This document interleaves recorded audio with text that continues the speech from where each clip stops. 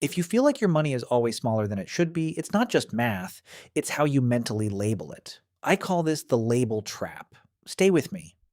Humans naturally sort cash into mental jars: rent, groceries, weekend, emergency.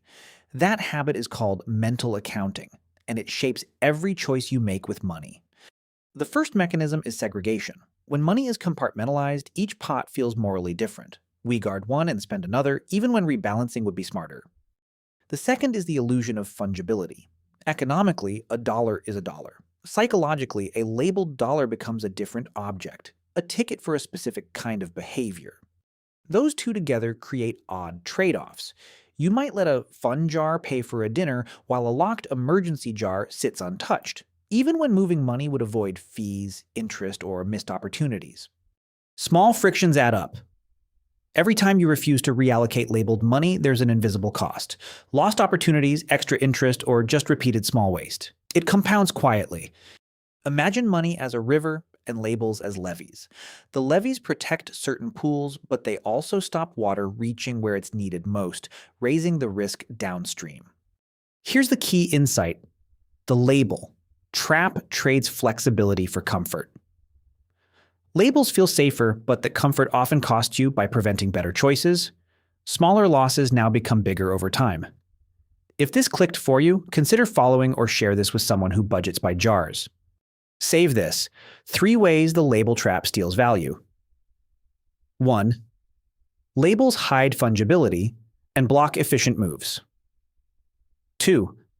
Segregation encourages moral rules, not math. 3. Friction compounds into real cost. So what can you do in principle? Treat buckets as roles, not locks.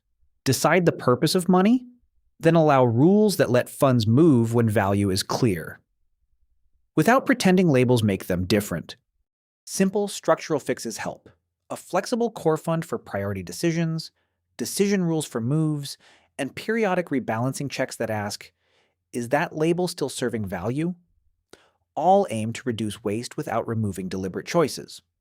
Labels do sometimes help as commitment devices. If a label prevents harmful impulse spending, that's useful. The trick is to recognize when a label protects you and when it simply hides cost. Recap: this is the label trap. A pattern where comforting labels break fungibility, create friction, and quietly shrink value. Remember, every label is a tiny story. And stories change choices. Send this to someone who budgets by jars. If you found this useful, subscribe for more calm explanations. Next time, we'll look at how default options nudge spending without you noticing. Quick question. In one word, what label do you use most often for your money? Leave it below.